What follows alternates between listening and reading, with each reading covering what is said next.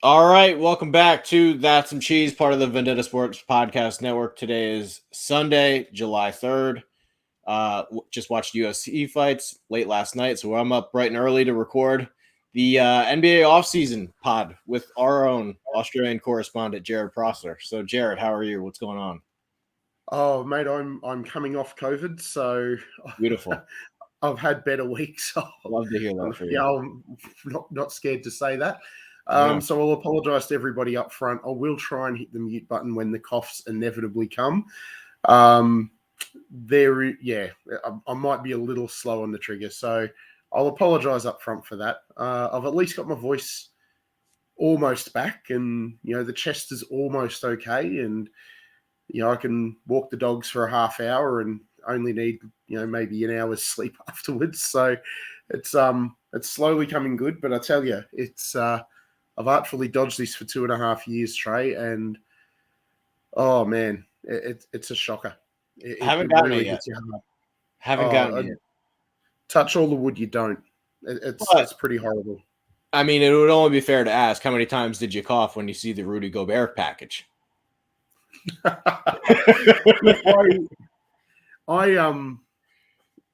I saw that Gobert was traded, I thought, that's a shame, because he genuinely cares about the Jazz and Utah as a place, Salt Lake as a place. And quite frankly, you can make the argument that he is the third best player in Jazz history. So that, in that side of it, it hurt. But then when all of the extra tweets came in about what the Jazz were getting, I certainly not physically doing backflips, but in my head I was doing backflips. What a haul. What a haul. Danny Ainge did it again. I don't know why people talk shit on this guy. He really got basically 5 first-round picks for Rudy Gobert. Well, he's gotten 5 first-round picks plus their current first-round pick in Kessler, plus last year's first-round pick in Bolmaro, plus and Malik Beasley, who's pretty good, plus Bevs. He's basically gotten a team. Yeah, like incredible, absolutely incredible. Rudy Gobert is awesome. Anybody who sits there and says, the Jazz lose because of Gobert. No, they don't lose because of Gobert. They lose because they don't have 5 Goberts to cover everyone. Their team defense is really bad, and they do leave him out to dry. I'll give you that. Oh, they hang him out to dry massively. If you remember, the Jazz made this conscious switch from being a defensive force to an offensive force 3 or 4 years ago. And the idea is that Rudy is a defense unto himself. And outside of pure 5-out offense, he is. But even with just respectable defenders around him at the point of attack, Gobert can still cover so much. But Royce O'Neal is decent. Nothing more than decent as a perimeter defender. They got a first-round pick for him too. Oh, that was a steal. In and of itself, that was a steal. If you're Brooklyn Nets are dealing with all this Durant stuff, all this Kyrie stuff, they're like, you know what? First-round pick for Royce O'Neal. What are you doing? You cannot convince me that was done before, or that was done after the KD news. That had to have been done before they knew that KD wanted out. But still, you're dealing with the Kyrie stuff. How can you do that? Oh, look, it's an absolute overpay. Even if they're thinking that pick is going to be, 25 to 30, it's still an overpay. Still an overpay. Royce O'Neal is an average shooter with no off-the-bounce game, and his defense has slipped. He's 6'4". He's not he better than Niang? Oh, defensively much better, yeah. But he's nowhere near the shooter Niang is. Okay. Niang's a smart defender, but Niang is slow. I think they're both kind of slow. Sorry? I think they're both kind of slow. No, O'Neal's he's not a bad defender. He's a good defender, but he's not this lockdown wing defender. He's decent. Yeah. He's not a liability. I mean, he's a positive on the defensive end, but he's not a game changer. First-round pick. No, he's definitely not a first-round pick. No, it was a terrible trade. I mean, to quote Brian Windhorst, why would no, I won't. No, I mean that was a winning trade for Utah. They're both win for Utah. How you should be throwing a party. Oh, my oath. Everybody's now talking about when will Mitchell be traded? I don't think it'll happen. The parallels here between He won't trade him. 2000 and when did Ainge come in? 2003, 2002? Oh, whatever man. it was. I'm Yeah, so something bad like with that. years. Whatever year it was. But the parallels between what he's doing now to what he did with Boston back in the day are like the synergy's amazing. Mhm. Remember, that was a team that was consistently first and second round and out. Yeah. Apologies. By that point, Garnett had come down and Allen and Pierce. No, Garnett wasn't there. This was pre-Garnett. This was the Antoine Walker era team. So they got rid of about before that. Yeah. So they got rid of Walker. I thought you were leaning into the Pierce trade and the Garnett trade. But that was exactly it. Do you remember that everybody, and you might be too young to remember this, but when Ainge started like just throwing people overboard left, right, and center, there was a lot of talk about, well, what does this mean for Paul Pierce? When does he get traded? They were very good back then. They were horrible. Well, he was already very good. He was already good. But the thing is, it was a case of, well, he's clearly stripping down and he's going to bottom out. But it wasn't a case of completely napalming the joint. He basically said, I believe in Pierce as my tentpole superstar, and I'm going to get rid of everything else and rebuild. I get this feeling that he looks at Mitchell and goes, that's my current Paul Pierce.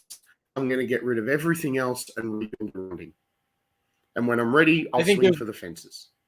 I think there's a chance they trade Mitchell, but only if it's 8 first-round picks or 9 first-round picks, something outrageous.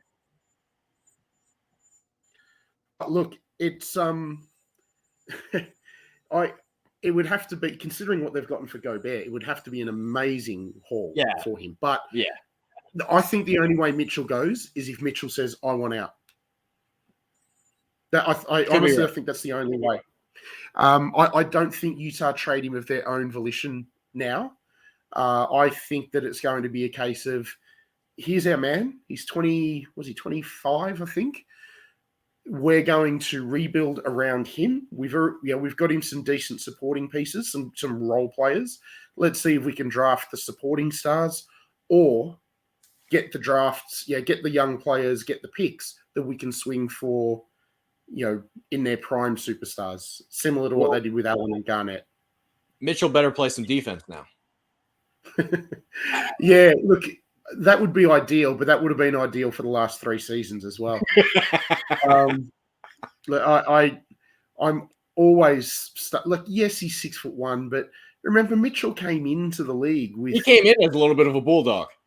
He came in as someone who was going to be, maybe not quite Davion Mitchell defense, but he was going to be that, a good solid scoring guard, a supporting scoring guard that might get you high teens, but he was going to play good defense. Essentially what the best case scenario for a Gary Harris was. Yeah, that was what was expected about him from at Louisville coming into the draft. Yeah, well, that was the thing. He was not supposed to be a star. Yeah. It turns out he's obviously way better offensively than what everybody thought. But defensively, he just, whether it's people overestimated him or he just hasn't tried, I don't know.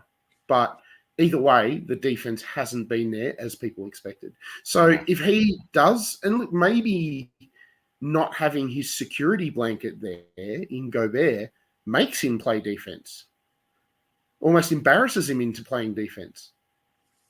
Because now people are going to go past him and they're going to get layups and dunks. Could.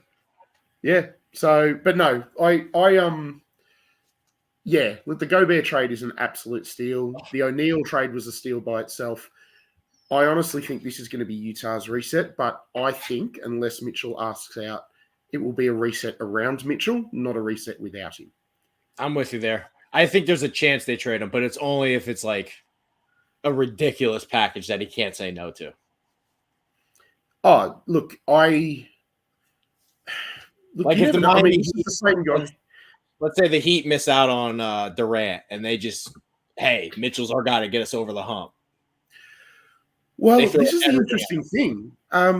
If like this is a really good segue into the whole Kevin Durant mess, but if Durant doesn't go to Phoenix, which, and we'll touch on this in a minute, but I think Phoenix is the only place he can realistically go to. Does Utah look to pivot into Ayton, who's Well, yeah, that's what I'm saying. Yeah, he's 23. He's in the right age bracket. Somebody that misses out on Durant's going to offer a big package. Well, Miami could offer a fair bit because you got to look at the circumstance with Durant as well. He's 32. He's one of the greatest players of all time. He wants to go to a contender. Yeah. But he's already come out, or, through his people, it's been reported that if he goes to Miami, he wants Bam, Butler, and Lowry there. So essentially, you're building a package around Tyler Hero and what? Strus? Gabe Vincent?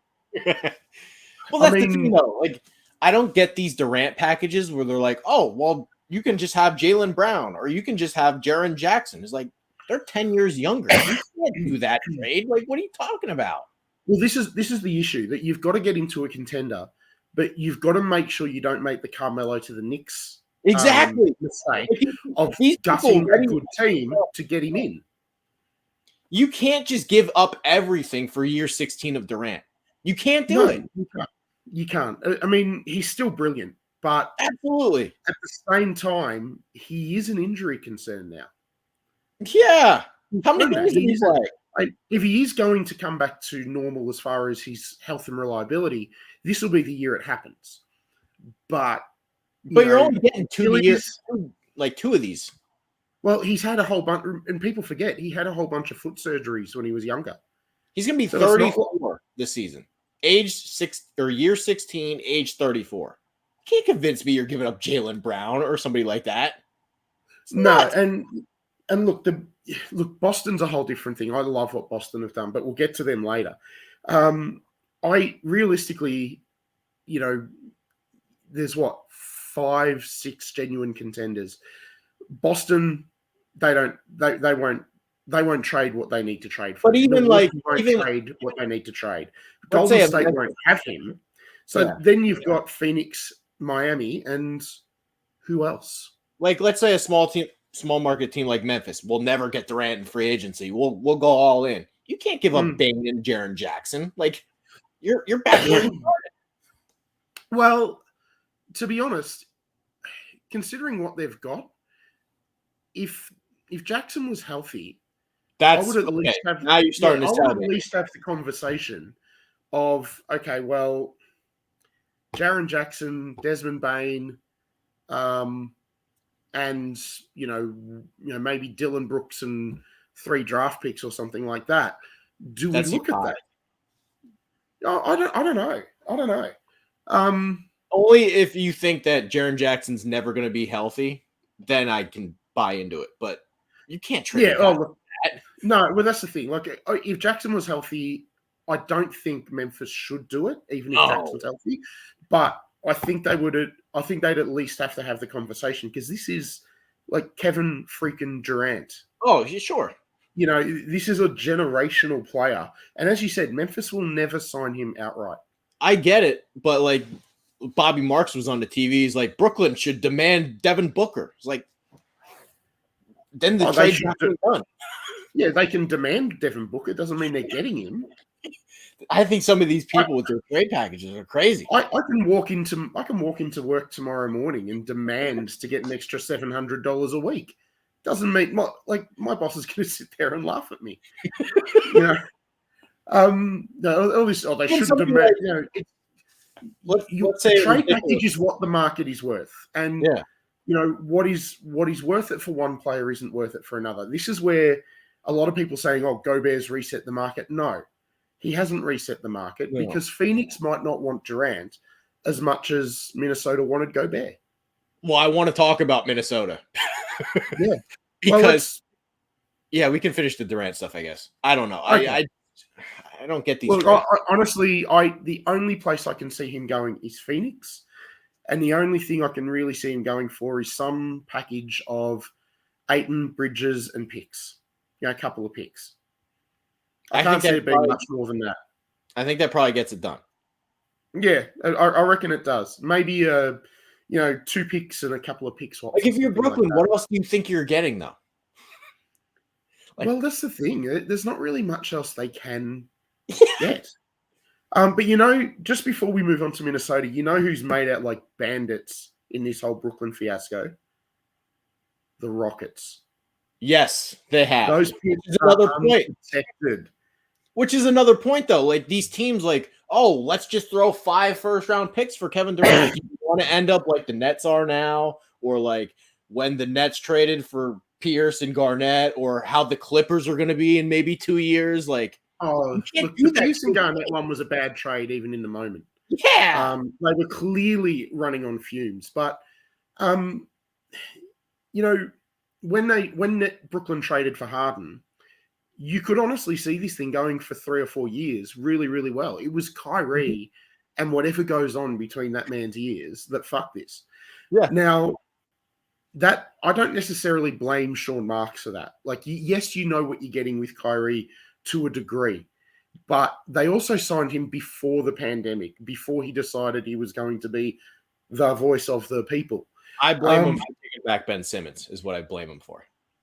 Oh, look, I think he got a decent return for Harden. Because now but with this Simmons thing, he's put himself in this situation of, I can't have 2 rookie extension eligible guys. Like, I can't get Bam Adebayo back in a trade because of Ben Simmons is on the roster. That's a problem. Yeah, look, no, I reckon he did the best he could in the moment. And that is, like, let's face it, a week ago, nobody knew about this little subsection of a subsection of a subsection in the CBA.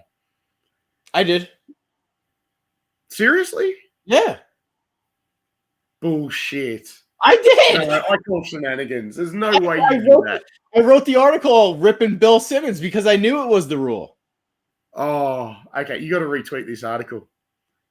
You got to put out the receipts for this. This is one of those things where, like, these NBA experts, people who put out a lot more than us, they do it for a living. They didn't know this. I mean, Bobby Marks had to go and educate them all. Believe it or not, I actually, pay attention, and I'm actually kind of smart. That's remarkable. You got to find that article, retweet it. Okay. No, seriously, this is one of your I know shit things. I read the CBA. I know how this stuff works, hopefully. My God, you read the CBA? Yeah. You need a girlfriend.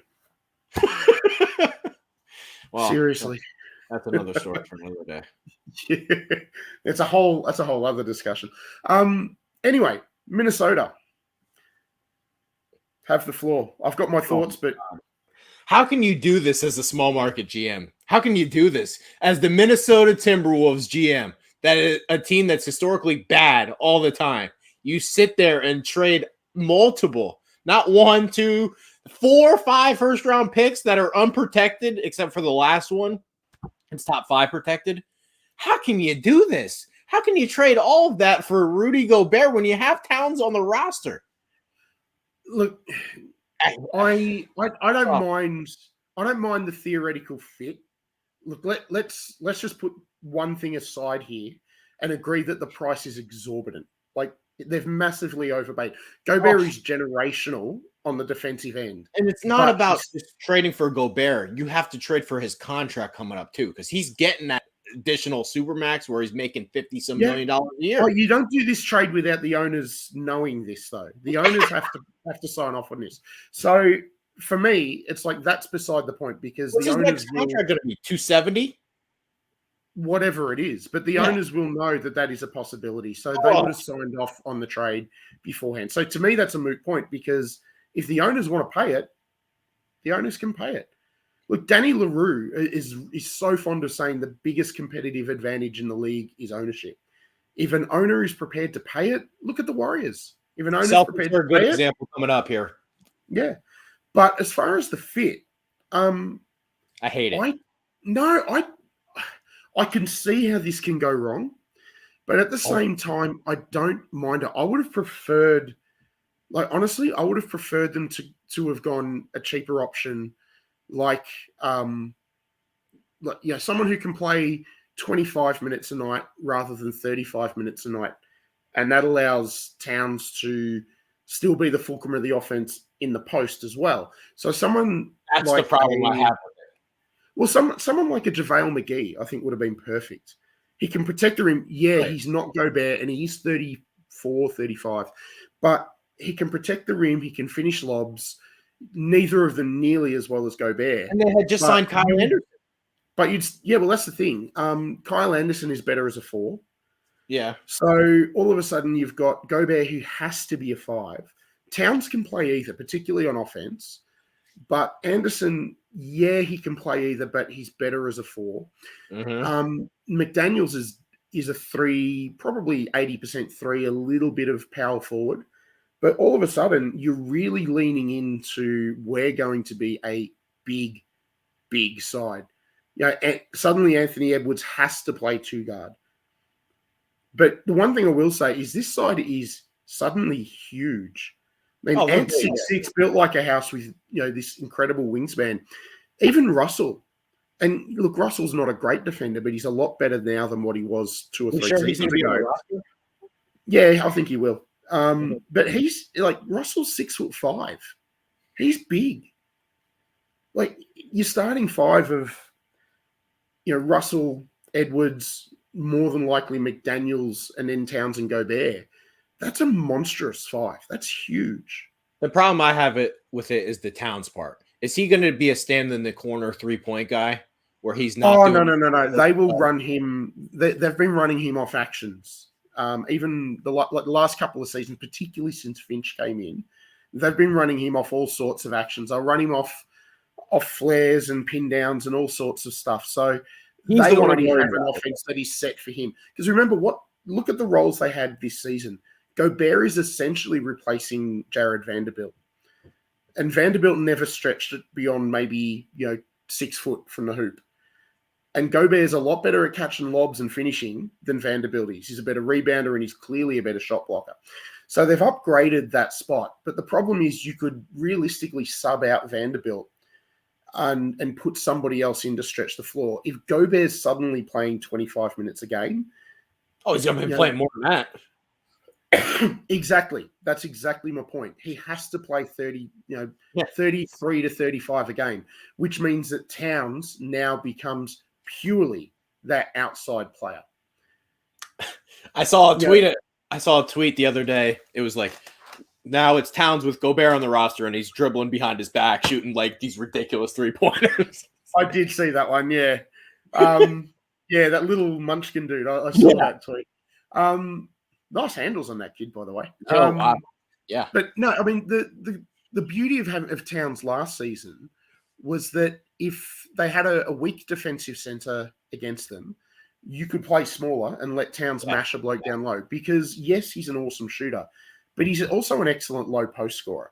That's the part. And and if there was let's say you were playing against Gobert, but you had weaker defenders at the 4, like a Bogdanovich or something like that, then you could stretch him to the outside and let Towns fire away over the top of weaker defenders.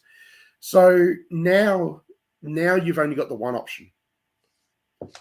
Now you have to play Towns as a 4 for, and I'm sure they'll stagger minutes. So Towns will play 35 minutes and he'll probably play 20 of them as a 4, as opposed to maybe, 10 to 15 as a 4 like he was last year. To me, that limits him. Yeah, that's what I'm saying. The Towns part of it is the most concerning part of it. You can't limit Towns. Like, if he's not doing that low post stuff anymore and he's just an outside threat, he's not the same guy. No, and he still will get his low post touches. Gobert won't play 48 minutes. And they will, I'm sure Finch will stagger their minutes so that one of them is always on the floor. And quite frankly, if there's a coach in this league who I would trust to get the best out of this, it's Chris Finch. He's an offensive genius. He's a good coach. He's offensively, he's a maven. He's unbelievable. So if there is somebody who can make this work, he will be the one. And ultimately, the thing that makes me think this can work is that, like I said, they've essentially put Gobert into the same role that Vanderbilt played. And, you know, as good as Jarrod Vanderbilt is, he's not Rudy fucking Gobert. Remember, How good do we think part of what made Utah's offense tick was the fact that you have to stay home on Gobert when he rolls to the rim. He can finish anything that's thrown up there. The problem is when he gets it and has to make a move. But the fact that he creates so much vertical spacing that you have to stay home. You have to stay home on him. You have to double down on him. You have to crash on him, and that opens up shooters. Now, this is where I think it really could work.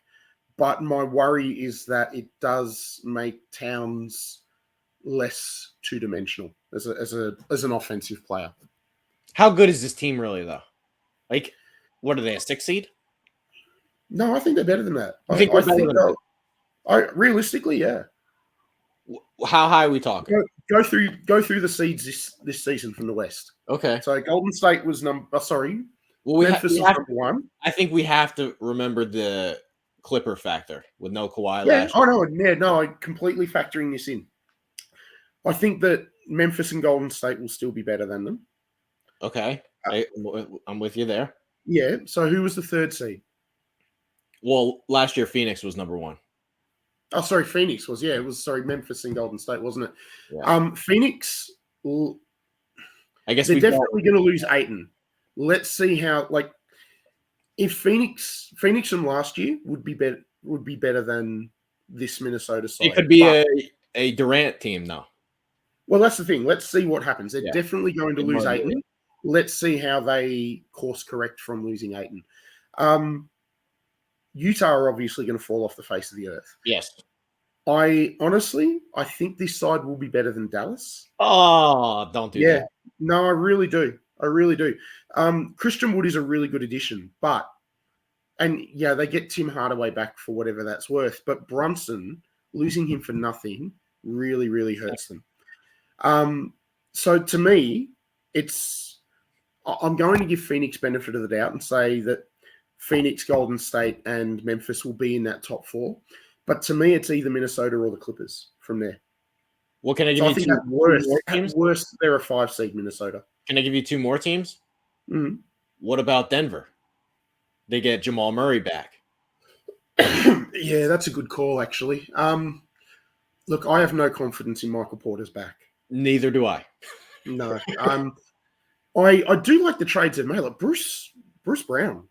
Trades made, pickups they've made. Bruce Brown's a great pickup for them. Yeah. Like, he is going to thrive playing next to How about that one, though? Brooklyn Nets. You trade a first-round pick for Royce O'Neal. You can't keep him? You can't keep Bruce Brown?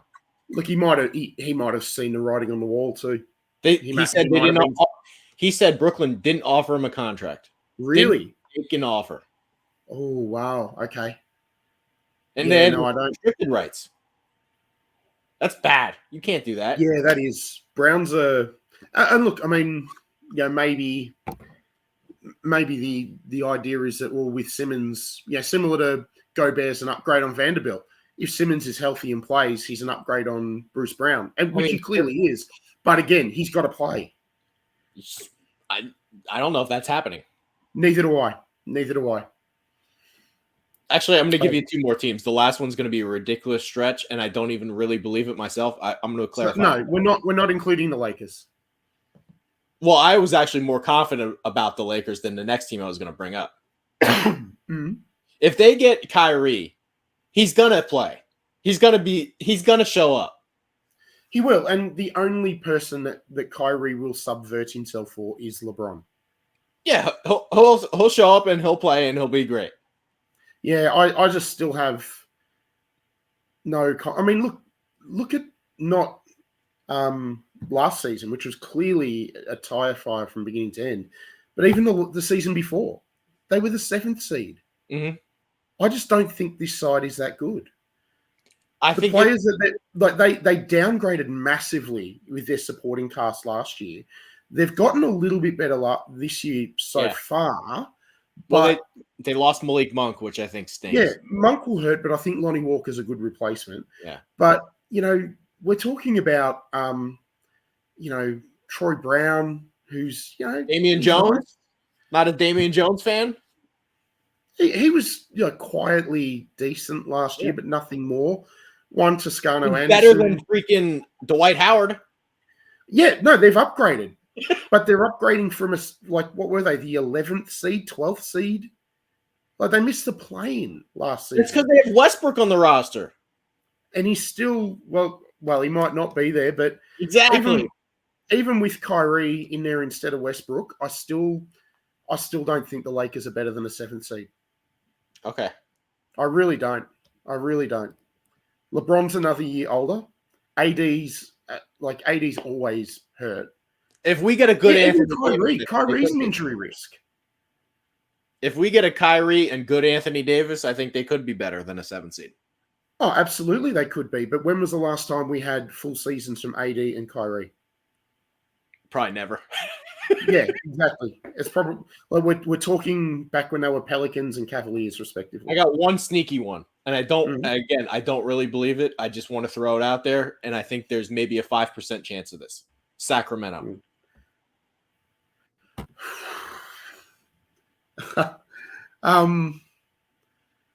Look, I think they'll be better than last season. Yeah.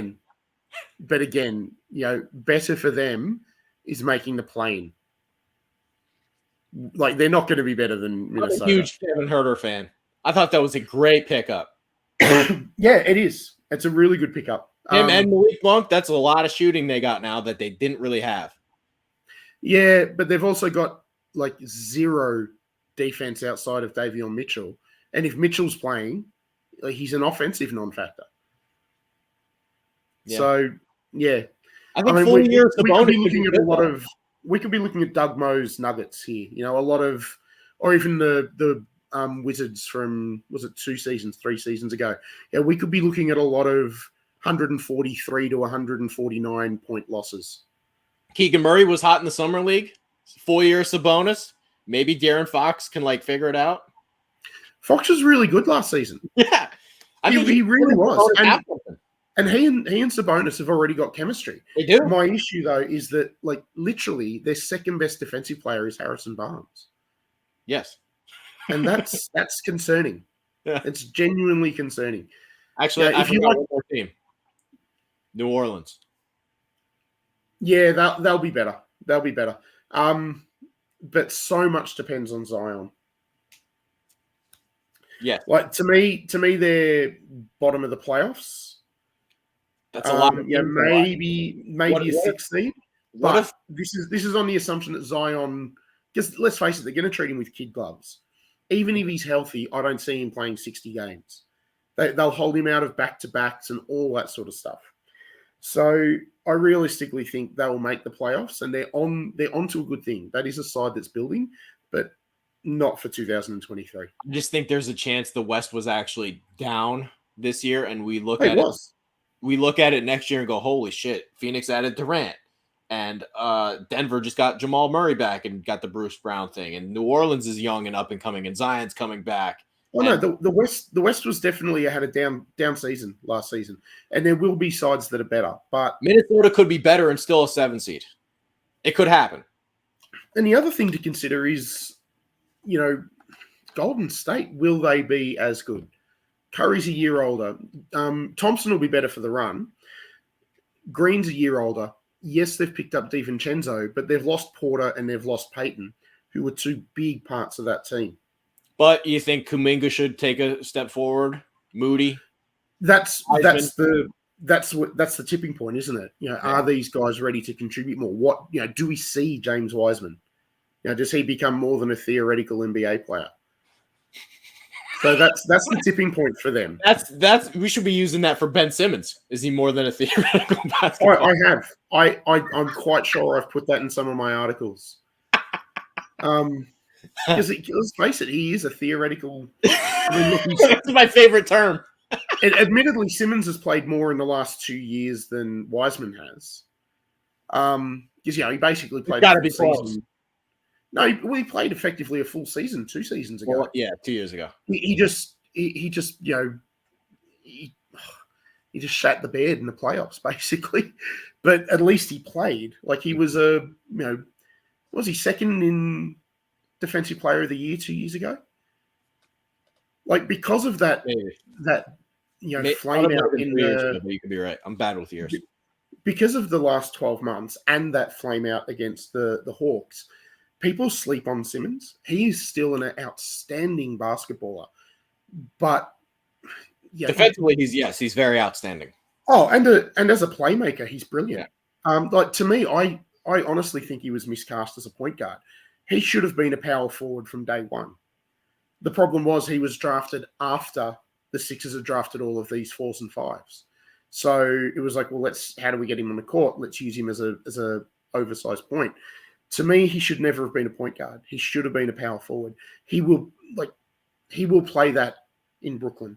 He would have played that in Brooklyn with Kyrie and KD there. To me, that's his best role. But Simmons has got to sort out whatever is holding him back up here. Both as far as getting on the floor and then performing on the floor in particular moments. If someone can get the best out of Simmons, there's another half a dozen All-Star games in that man. He's so talented, but I just don't know if we're going to see it, and that's a proper shame. Are we allowed to get to my team now? Because we're 36 minutes in, and they might be the. I looked today; they're the favorites to win the finals. Mate, I think if we get to 40 minutes and we haven't mentioned Boston, you explode, don't you? Man. So we better not do that. We don't want guts all over the screen. No, I love what Boston have done. So you're in on it. Absolutely love it. Like, the two things they needed was shooting off the bench and a genuine playmaking point guard. They got Gallinari, they got Brogdon. And they got Gallo for nothing. And they got Brogdon for a first-round pick and the bunch of flotsam and jetsam that they found lying around. I'm a little skeptical on it, though. I'm not all the way in. It's the okay, they got Brogdon for like pennies on the dollar. I understand that. But he never is on the court. What do he play, 36? No, he's not. But if he's on the court in the playoffs, that's all you need. Fine, but let's make sure that happens. Nurse him. And look, injuries happen at any point. Yeah. But you can nurse him through the 82 games. I don't think he's been healthy since he was a rookie. Possibly not. You're quite possibly right. He's always got something happening. But he's you've got him to be a 16-game player, not an 82-game player. And they've already come out in the 82. They've already come out and said Smart's the starting point guard. He's our sixth man. Oh, absolutely. And so he should be. But remember, you've also got Pritchard and White who can pinch hit as point guards. They drafted the Alabama point guard. I don't know why they needed to do that now, but. Yeah, true. Maybe Brogdon wasn't on the table at that point. You're for Boston. He was certainly on the table from Indiana's point of view. No, I absolutely love the trade. Boston's guard depth now is enviable. And you can always fill out the end of your roster with bigs. They've already filled out with a stretch four. Well, I'm low-key, I'm on the edge of my seat. Every 2 hours I type into Google, where's Thomas Bryant signing? Mate, that would be an absolute steal. He doesn't move his feet defensively, but he protects the rim and he can shoot. He's better than Daniel Tice. He's a lot better than Daniel Tice. Yeah, so if they can trade Tice and get Bryant, then I'll really be ecstatic. Yeah, look, that'll be, to be honest, I haven't sort of publicly mentioned it, but I would love for Utah to take a flyer on Bryant. Well, I keep refreshing it every 2 hours. It says Celtics, Lakers, a couple other teams are in on him. So, yeah, no, I'd love for the Jazz to get in on him because a little bit too. I'm not saying he's a world-class 3-point shooter, but look, he's not Porzingis or Towns or anyone like that, but he can stretch the floor. Yeah, he's real from out there. He's essentially he's the poor man's Miles Turner. Turner doesn't move his feet defensively, but he's an amazing rim protector and a good shooter. Bryant's a good shooter, and he's not the rim protector. Not many people are the rim protector, Miles is, but Bryant can protect the rim. Yeah, I think he's worth a flyer. Absolutely. Yeah, so that's been going on in Trey's brain for the last 2 and days. that'll be interesting to see actually whether Bryant looks at a situation, like Utah, who are in desperate need of a starting five now, depending on what you think of Walker Kessler, or does he go? What contender needs a backup five? I'm scared he's play limited minutes. Sorry, I'm scared he's going to the Lakers because they drafted him and. Oh, they did too. Jeez, I've forgotten about that. Yeah. You know what? That would be a hell of a signing for Los Angeles. I know. This is why I keep refreshing my screen every 2 hours, looking up where's he going. Actually, it'd be a great signing for either LA team.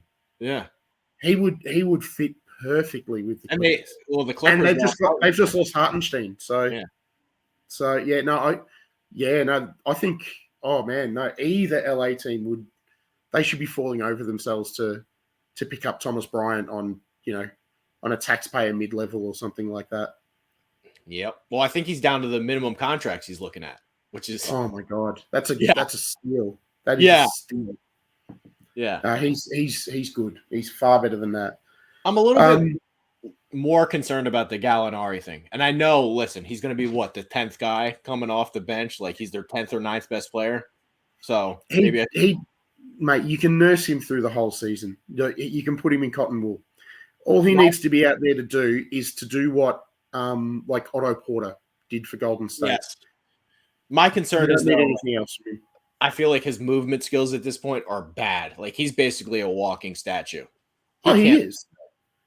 Look, he hasn't played defense for years, but again, your defense in Boston is so good that you can afford to carry like one guy that can bail you out on offensive. And the good part is the other thing is Gallo can still mash blokes down low. If you sit there and go, well, I'm going to put a smaller bloke on him, Gallo's 6'10". He'll get and he's strong. He will go down. That's what I'm happy about because there are times they're not good rebounding wise, and I'm not saying Gallinari is a good rebounder, but just to have a guy that's that big on the floor helps. Yeah, he's a genuine 6'10" strong dude with really good instincts. Like, yes, he moves, like you can time his movements with a sundial these days, but he can still shoot the ball. He's still got great footwork down low, and he knows where to be. Like he's not clueless on defense. This isn't Jordan Poole we're talking about. Gallo will stand. No, Poole's awful on D. Gallo will stand in the right spot. Now, he's like a traffic cone. You can get around him pretty easy, but he will at least stand in the right spot. The injury part of both of them is a little concerning, and I just don't know if this gets him over the hump. Like I really wanted Kevin Huerter. I thought he would have been a perfect fit just because of the age part too. He's 25. He's under contract for 4 years. He's somebody that was going to be on the team for a while. With Brogdon's going to be 30. Gallinari's 34. Like these are two older guys. And but you're pushing for a championship now. And this is more than a shooter, Trey. Boston needed a playmaker. Oh, I know that. Smart, for all the things he does, Marcus Smart is not a playmaking point guard. So you needed somebody, and Jaylen Brown is not a playmaker. He's a finisher. The only two, like Pritchard's a decent playmaker, but he's limited. The only genuine playmaker you had on that team is Tatum. Brogdon is an excellent playmaker. He fits your needs better than Kevin Huerter does. What about Kyle Anderson? If they would have signed Kyle Anderson and traded for Huerter? Well, you still don't really have a genuine playmaker. I mean, Anderson's decent, but he's not. I believe in Pritchard. I do. I believe in Pritchard. Oh, he's a nice player, but he's not like in the cauldron of the last 2 rounds of the playoffs. You don't want to be sitting there going, "We need someone to create something." Here, Peyton Pritchard, you take the ball. Like, if that's the answer to your question, you got to ask a different question. I'm really worried about the injury part of it with Brogdon is all, really. No, I completely get that, but I look at it as you're a relatively deep team People are going to want to come to Boston, these minimum contract guys. So you're going to get... If Thomas Bryant signs, I'm throwing a party. Not even Thomas Bryant, but, you will get good guys who will come to you to fill out those roster spots that you've traded away for Brogdon. So you'll get good depth pieces. You'll be a player in the buyout market. Can we get TJ Warren on a minimum? Look, he's worth a flyer. Yeah. I mean, that doesn't exactly, that goes against what you're saying with the injury concerns with Gallo and Brogdon. Sure, I'd be more concerned about TJ than either of them. Yeah. But actually, TJ's another one that would fit beautifully on the Lakers. Oh no, don't do that. No, he would. He would fit perfectly. I know. I think there's a chance the Lakers are all right here. Yeah, look, I just look at it as they were healthy a couple of seasons ago with a better supporting cast, and they were still just a 7th seed. I just don't think they're that good. Okay. LeBron has surely got one more run in him, and he'll probably prove me wrong because, the greats are great for a reason, but I just... Had a long time to rest. Because that year you're talking about when they were the 7th seed, that was the year of after the bubble. They had just won. They had played like 2 months longer than anybody else. You knew they were kind of going to be like a little bit off in the regular season that year. Yeah, but they started badly. They were bad in the middle. They finished badly. It wasn't like they were able to reset themselves or flip a switch or anything like that. I just looked at it and thought, this team's not that good. And their supporting cast is noticeably worse now than what it was 2 seasons ago. KCP and... Oh, by the way, KCP in Denver, great pickup. Big upgrade over Barton, who's, aging in dog years. But I look at the Lakers, and to me, that's just it's such a top-heavy side. It's Brooklyn West. I think moves are coming. Like, I think there's a chance it could be Kyrie and Joe Harris.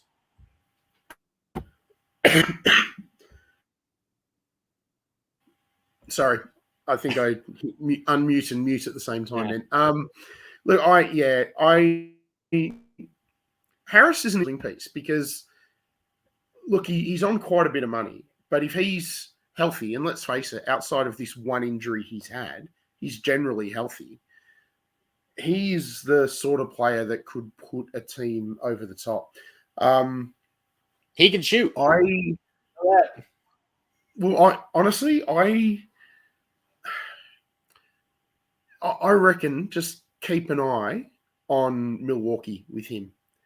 I just got this feeling Milwaukee's got a move left in him, and they will look for another shooter. Because remember, they signed Ingles, but Ingles did his ACL in late January. He's not going to be back until February. He's not really going to be in game shape until the playoffs. By the way, he's going to be 35 by then. What does he have left? I like that move for them, though.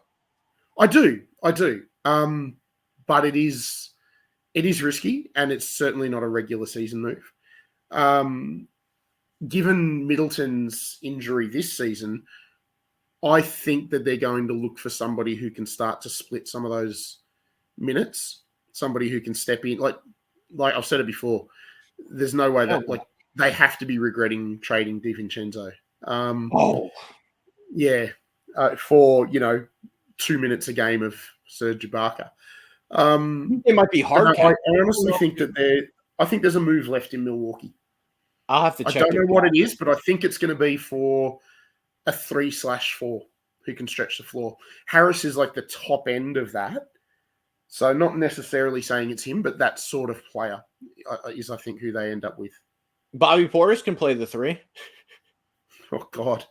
Yeah. I mean, we talked about Minnesota leading into big lineups, but yeah, I mean, Portis is a center playing the 3. Look, I suppose Giannis and Portis. I worked for Chicago last season playing Cleveland, playing Markkanen as a 3. There you go. Stranger things have happened, but no, I think the Bucks have got a move in them. What do you think the Celtics still have a move in them? Because I think people have forgotten they still have this $17 million trade exception. I don't know what they're going to do with it, but I can't see why you would let it expire. What's Harris on? I think he's more than that. Okay. Because I mean, if you throw a first rounder or two at Brooklyn and say have our trade Not be exception, considered a bad contract. Depends on his health. And again, he's had this one injury that's kept him out for a year and a bit. But before that, he was healthy. I think this injury is the exception rather than the rule with Harris. Hey, he was college teammates with Brogdon, though. Sorry? He was college teammates with Brogdon at Virginia. Oh, God, he was too. That's a deep cut. That's a proper deep cut. I know the CBA rules, too. Even the most obscure ones. Look, that's not a bad shout, actually. Tell you what, if Boston pick up Joe Harris, my God, that's a stacked team. I think he makes more than that. I don't think he fits into the. He probably does. I have a feeling he's on 20. I think he signed 80 million. Hang on, let me have a look at it. Okay. Let's go to the Google machine. While you're doing that, Philadelphia's been kind of busy. I guess I don't know how much more topics you have in mind, but PJ Tucker, I don't think I even would have given him that contract, but I know there 3 are more. years seems a lot, doesn't it, for a 37-year-old? Like too many. Yeah. I'll tell you, I had Harden locked in to take his option for all money. You know what? Just looking at Joe Harris. Joe Harris is on 18.6 in 2023. So it's not that much. And then he's on 19.9 for the last year of his contract. He's going to get moved. He's actually... No, but what I'm saying is, as far as fitting into that trade exception, he's not far off it. Yeah. So it's closer than I thought. DeAndre Melton. Yeah, look, the Sixers.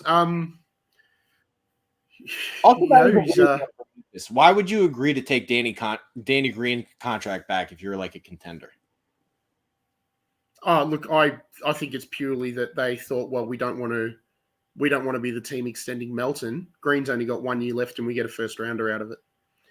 It's one of those bets on if Philadelphia implodes, this pick could be late lottery. Do we think they could implode? It's Philadelphia. There's always the possibility, but I don't think it'll happen. But I wouldn't stake the farm on Philadelphia being drama free. Good on Daryl though for going all Blues Brothers and putting the band back together. Even Daniel House. I know. Oh my God, I'm waiting for him to drag a Robert Covington out of the Clippers. Oh boy. He's just what other Rockets from 2017? Eric Gordon. I think they're going to try to get Eric Gordon. Well, that's rivet. They're trying to get Eric Gordon, who would be an outstanding pickup. Yeah. The price will be interesting, but Thibault and throw-in. Done. Matisse Thibault and a throw-in. Done. Yeah, Thibault and a whatever gets the money. A second rounder or something. Yeah, it could work. I think he'd be a wonderful pickup for them because he is still a good defender. He can still create off the dribble. Like even at 32, 33, whatever he is, he still gets it up and absolutely yams on people when he's got a runway. And of course, he's an ace shooter. So, he's basically he's not quite the shooter Seth Curry is, but he's a better playmaker and a far better defender. So I still think they're like a 4 or 5 seed though. So much depends on health with them though. Health with Embiid, Milwaukee, Miami, or Boston. So Miami could drop off at any moment. They really could. Butler's 33 and he's got Tom Thibodeau minutes on him. You talked about the Bucks having a move in him. I think Miami's got to move. Miami's always got to move in him. It's almost like saying, that the sun rises in the morning. Miami's always got to move in him. Is Duncan Robinson really going to be on this roster when they start next year? I don't think it'll Robinson. happen. Yeah. Look, we're gonna move him along with a pick or something to upgrade. Yeah, they'll have to attach a pick to get rid of him. Yeah, that's a tough one. Celtics trade exception. Can we have Duncan Robinson in a Miami pick? I'll do that. I think he. Let me have a look at Duncan Robinson contract. He fits into the money. I'm pretty sure he fits into the money. I think he's on 20. No, I think he's less. 5 years, 90. There we go. So let's see what the breakdown is. Let's go to Sport Track. I think he fits. Sport Track's so good. Breaks down everything. Yeah. Ooh. Okay. He does. He does 16-9 this season. Yeah. It goes up. His first college was Williams College in Maine. He's a New England guy. Yeah. So you're going too much of a deep cut in collegiate ball for me there. No, he fits in. He's 16-9. Yep, so he does fit in. That could be an option. And you're absolutely right. I mean, the one thing I would say is that would Pat Riley help a fellow contender? No. And B, even if the Boston Celtics moved to Australia and played in the NBL, would Pat Riley help the Celtics? No, never. No. So unless he thinks that Duncan Robinson is a liability. I do think he thinks that though. Yeah, but I'm not talking like just a liability is in a negative contract. I'm talking an out and out, you can't play this guy. I think he does think that. Yeah, I don't. I think that they had every opportunity in the world to throw him in the series against the Celtics, and they didn't do it. Like they had guys, Lowry was hurt and Butler was hurt, and they wouldn't use because he can't play defense. Well, but if you send him to Boston, that allows Boston to rest Brogdon, to rest Garlow, to rest whoever else they pick up. Right. And all of a sudden, their best lineup is healthy for May and June, which is not what you want if you're Miami. So I don't think that happens. And I think there is still that pathological, Pat Riley saying, "Fuck you, Boston." I don't think they'll trade with him. I don't want them to waste the exception, is my point. Yeah, no, that's a fair point. Let me just have a look at something here. Before I do that, we'll go back to the Sixers. We didn't really finish the Sixers point. There's so much with them depends on health, like Embiid's health, obviously, but also Harden's health. Harden's had these hamstring issues for years. If he gets over those, what is he? Is he someone who can, he's certainly not going to be the mid-30 scorer that he was 4 or 5 years ago, but can he still get you 22 a game? And if he gets 22, you look at the way he and Embiid ran their pick and rolls when they were healthy. Number one pick and roll threat, statistically. It was poetry. I honestly, I'm not much of a betting man, but I'd happily chuck a tenner on Harden leading the league in assists next season. I really think he could do it, especially if he's looking to be more of a facilitator, as he was in Brooklyn. He's got Maxey next to him who can be more of a scoring threat. Yeah, you got Maxey. You've potentially got Eric Gordon coming in as well. You still got Toby Harris, who's he's much maligned because of that contract, but he's good. He's massively overpaid, but he is good. And look, even PJ in the corner, Harden loves to kick out to the corner, and PJ's going to be nowhere else on offense but one of those two corners. You're talking yourself into this PJ Tucker thing. Look, no, I don't mind the signing. I just think 3 years is too much. Yeah, I think 3 years is crazy. Yeah. He basically spent his 20s outside of the NBA system. So he spent his prime years not getting prime, not being treated as a prime athlete. So yes, he doesn't have 10 years of NBA miles in his body, but he's got 10 years of European miles, which is, shorter seasons, but much more physically intense games, and certainly not the sports science elements that the NBA has. So, he is 37. He might age out really well, but every good season could be PJ Tucker's last good season.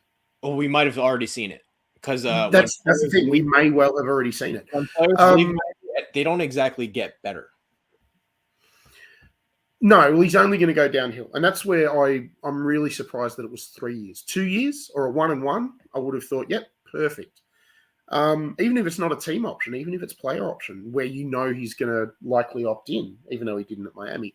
But yeah, 3 years, that's a lot. The only other team I really have on is Atlanta, unless okay. I wanted to touch on Brunson and the Knicks as well, but okay. But yeah, let's talk Atlanta. I think they're wasting their time. They're wasting their time to me. I know Dejounte Murray's a good player and his contract's great. His contract's great and he's great defensively and made his first All-Star appearance. And they didn't really. It was like the Drew Holiday trade, right? Look, there's every chance that it's going to be his only All-Star appearance, though. We could be looking at another Russell, another McGlaw, one of these, another Zerbiak, one of these, one-time All-Star wonders. I think he's better than Zerbiak. Oh, he's better than a lot of these guys, but I don't know whether he's genuinely an every other season All-Star. I hate this fit, though. I hate this fit. So you're taking away Murray, who led the Spurs offense and did all these great things, and that's why he made the All-Star appearance. And now you're putting him next to Trey Young and say, hey, clean up after his mess. You're going to have to defend all the best guys. You're going to have to, not handle the ball anymore. It's Trey Young's show, but be ready just in case. And yeah, this is where a lot of it's going to depend on Trey Young, on how Trey Young adapts. He doesn't with his shooting, whether everybody's talked about him as this next Steph Curry, and there is no other Steph Curry. Steph's yes, he's the greatest shooter of all time, but he's also a dazzling ball handler, and he constantly moves. He weaponizes his shooting through this awesome handle and the fact that he's willing to give up the ball. And by the way, Young doesn't way better defensively than Trey Young. Yeah, look, but at the same time, Steph wasn't when he was Trey Young. I'm not saying he is. I'm not saying he is. So he's still give Trey Young time, he might turn into a, somebody who can at least hold up an end. But Trey Young doesn't have Steph's handle, his ability to break out of, pockets of space that he should never get out of. And that might develop. But the one thing Trey Young has never shown is any sort of willingness to get off the ball and move. Boom. And that's going to be the thing. If he adapts, then having Murray there could make life so much easier, not just defensively, but offensively. But he's going to be an off-the-ball guy for a while? I am not convinced that we're going to see all that many possessions with him off the ball. Or if we do, it's going to be like Westbrook and Harden in Houston, where Harden would take the ball and Westbrook would just go stand in the corner with his hands on his knees. Yep. I think this could go. This all comes down to Trey Young's willingness to adapt, but this could go. Yeah, this could go really pear-shaped offensively. Defensively, love it. Absolutely. And they got rid of Herter, too. Yeah, that surprised me. That really surprised me. Great trade from Monty McNair. But I thought Herter was a great fit next to Trey Young because he doesn't demand a usage rate at all. No, and the only thing I'll say is that if they're if Murray and if they don't think that Huerta can play the three, then you've got an overqualified and overpaid third guard. So why not get a first-round pick? And if you're going to get a first-round pick from anyone, may as well get it from the Kings. I guess. Historically, you're probably going to turn out all right with that trade. But and until they're moving John Collins and consolidating pieces for another guy, I'm not taking this seriously. Well, that's the thing, isn't it? Okongwu needs minutes. Yes. So Capella, I wrote about it that I honestly thought a trade of Gobert for some combination of Capella, Collins, and Huerta and picks was really good. Sorry? They need to pull off a 3-for-1 trade so bad, where they can take 3 guys and ship them in for 1 star. They have too many guys as it is. Or at the very least, do what they did with Cam Reddish and trade him for another first. Kick the can down the road. Yeah, something. Yeah, and look, Capella needs to be, because you can always get good backup fives. And Onyeka Okongwu, they need to see what they've got in him. I think he's really good. Something needs to be done about John Collins. Yeah, Collins, I think Collins will want out simply because Collins thinks he's better than what he's getting at the moment. He's not. And well, that's the thing. I don't know if he is or not. I haven't sort of fallen one way or the other there. How much money does but we know that Collins thinks he is. So until he gets the chance to go and prove himself, a really interesting spot for him is Detroit. Do they need him though? Who's playing the 4? Who's playing the 4? Bagley. That probably tells me that they need him. Talk about an overpay. I mean, I like Bagley a lot of money. I was really happy for Marvin Bagley the way he, $37 million he got. He course corrected when he got out of Sacramento, as so many players do. But at the same time, we've seen plenty that don't. Look at Willie Cauley-Stein. He got out of Sacramento. It was too late. He was already caged.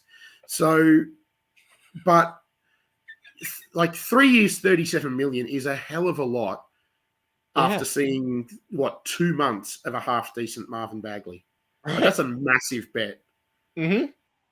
I suppose it's one of those things that they've got so many rookies that if it doesn't work out by the time he comes off the books is when everybody else is going to get paid. So I can see it from an asset play to a degree, but I think it's in a vacuum, it's an overpay. But no, one of those graphics. I honestly, Collins is still young. He's 24, 25. He can play a little bit of 5. He can play as a stretch 4. I think he doesn't have to do a lot of playmaking with Cunningham sitting there, and Ivy as well. So the Pistons' long-term strategy of developing Christian Wood, letting him leave for the Rockets for nothing, and then taking a gamble on Marvin Bagley and then paying him more than Christian Wood. That's a thought right there. I think that they wanted to keep Wood. That was the thing. I think Wood wanted to go. Did they want to keep him? And I'm still not sold on Christian Wood as a locker room presence, let's say. Fair. So it's one of those things where when you're building from the bottom, you got to build with the right culture as well. Otherwise, otherwise you waste all of these young players that you get. So I think they wanted to keep Wood, but at the same time, it might have been a case of we're not exactly going to go to war over this. If you want to go, go. Let's do the Brunson stuff and wrap up. Yeah, fair enough. Look, good on him for getting his bag. Sure. But that's a shit ton of money for a guy that might be the 18th best starting point guard in the league. I think we had a conversation about Brunson during one of our pods, and we said, hey, I think he might get more than 25, and I was right. Yeah. Yep. I mean, by a hair, but 8.5. Yeah, look, that's a massive overpay, and he will help New York. Let's not beat around the bush. He's a massive improvement. When's the last time they had a point guard? Well, he might be the best point guard they've had since, Raymond Felton? He's better than Raymond Felton. Well, that's true, yeah. So who are we going back to then? Surely we can't go back as far as like a Charlie Ward or something like that, but I'm sure I'm missing someone. There has to be someone I'm missing. I have no idea. Yeah, but the fact that we can't think of somebody immediately off the top of our head shows how dire the Knicks point guard situation has been for 20 plus years. Here we go. Jeremy Lin. Boom. So all he's got to do is be good for a month, and he's going to be better than Jeremy Lin. Great. Yeah. Well, who else? Well, that's the thing. I don't know. Like the Knicks have been that bad at the one for that long. Mark Jackson. Mark Jackson. Yeah. So we're talking like early 90s. Jeez. Well, it's been a long time. There has to be someone that we've missed. Surely there's someone we've missed. Derrick Rose, Frank Ntilikina. Yeah, look, it's a sad situation. So I understand why they've overpaid him, but it is an overpay. He is going to make the team better, but to me, this is one of those moves that gets you into conversations for the 6th seed. Yeah, and look, I think that's an improvement. That's an improvement. You think they're going to be a 6 seed? It gets them into the conversation for the 6th seed. So no, I don't. I'm not convinced. But like Barrett's going to get better. Mitchell is presumably going to be healthy. What about Julius Randle? Yeah, Julius Randle's still there clogging up the lane, which doesn't help. But look, I'm not confident, but there is a little element of me that says Randle will be better than what he was last season. He won't be what he was 2 seasons ago. Like, that was a massive flash in the pan. But I actually had a trade idea before they signed Brunson. If you told me you could have moved Julius Randle to the Lakers for Westbrook and some picks, I think I would have did it. Given Westbrook's expiring. But to get off of the Randle deal is more important to me. Yeah, no, but that's what I mean. It's like, yes, you're taking back more money, but it's only for a year. Mm-hmm. And Westbrook, for better or worse, he puts bums on seats. Absolutely. Which we know Jimmy Dolan loves his money. So almost as much as he loves his 3rd grade. I have no idea if that was on the table, but it's not a bad one, to be honest. It's a nice little magic wand trade. I don't mind that one. Yeah, look, Brunson, he'll help the Knicks, but I don't think he's going to be transformative like you would expect from a $26 million a year player. But losing him, that's a massive, massive blow to the Mavericks. Huge blow to the Mavericks. They have nobody else who can create on that team now, outside of Luka, obviously. Hey, Spencer Dinwiddie was all right last year. Oh, geez. I actually forgot about Dinwiddie. No, you're right. If Dinwiddie can, because last year he got better as the year went on, coming off that knee injury. If he can get back to something like he was a few seasons ago before he went to Washington, then that's not too bad. But no, I still think Brunson's a massive blow than Dinwiddie or no Dinwiddie. JaVale McGee's a good ad for the Mavericks. Yeah, he's for a guy that the first half of his career last year. Look, I just look at the first half of his career, and he's this explosive athlete, this praying mantis, arms and legs everywhere, and it was like every single night he played basketball was the first night that he'd ever played basketball. He tried to get on Shaqtin' a Fool as much as possible. No, but that's the thing. He didn't try. It just sort of happened organically. Like, every time he played for about 7 years, it honestly looked like he'd never played. Like, someone had just handed him the ball and said, here you go, just do what these guys do, just fit in. But the back end of his career has been so good. He has turned himself into a really, really valuable role player on a number of teams. He's won multiple championships. Like, considering the front half of that career, I'm actually really, really proud and happy for JaVale McGee and the way he has turned his career around. Yeah. Yeah, and I think he's good on him. I think the last thing we should probably hit is some of the free agents that are still left. Okay. Just do some quick fires on them. I talked about Thomas Bryant, TJ Warren. Well, let's go for the big ones. James Harden surely is going to re-sign in Philly. Yeah. I'd expect something around the 30 to 35 mark. Where does Ayton go? I think we're waiting on whatever trade they make. Yeah. I think clearly, if KD ends up in Phoenix, then we're seeing Ayton in black. Here we go. Here's the controversial one. Miles Bridges. You know where I think he ends up? Lakers. Jail. Okay. Because seriously, fuck Miles Bridges. I'm with you. Like, what a dog of a man. Absolute dog of a man. How do you do that before free agency too? At all. Yeah. Well, yeah, but I mean, like, yeah. The timing on it. If there's a time, well, it appears, and look, I'm obviously saying this from the other side of the world, but it appears that there has been a long-term pattern, and it's that his wife has now said, I'm done. I'm done. And good on her for doing that. It takes a shit ton of bravery. So, Absolutely. every bit of... so you think he's going to jail? Every bit of love for that woman. You think he's going to jail? He deserves to. I don't know whether he will, but I'll tell you what, I would be absolutely shocked if he plays NBA basketball next season. And he was going to get a contract similar to what Brunson got. Oh, yeah. He was borderline all-star. His three-point percentage dropped from 40 to 33% this season, and he still upped his scoring average into the 20s. He was going to get a monster pay packet.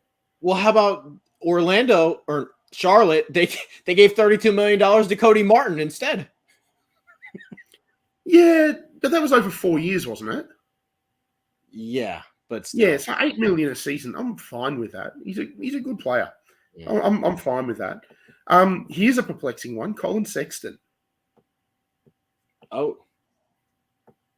Like even before he went down with that knee this season, he was struggling. But the season before, he was scoring 24 a game off really, really good shooting splits. He's a restricted free agent, though. So what do you even do with him? Yeah, I honestly think like the fact that he hasn't been signed already, it smacks of the Cavs saying go out and get an offer and we'll match it. But a 6'1" shooting guard with a questionable knee who doesn't play defense and doesn't create. Hey, he was the Kyrie Irving pick. The Celtics sent them. Yeah, he was. And look, he's a wonderful scorer. I honestly think his career progression, he maxes out at like a Lou Williams type. But what's that worth until we see him prove it after this knee injury? I didn't realize Covington was a free agent. Sorry? Is Covington a free agent? No, he's signed. He signed. Montrezl Harrell. Montrezl Harrell, what happens with him? Can he just go back to the Clippers and reincarnate 5 years ago Lou Williams? Can that happen? Not unless Lou Williams gets 5 years younger.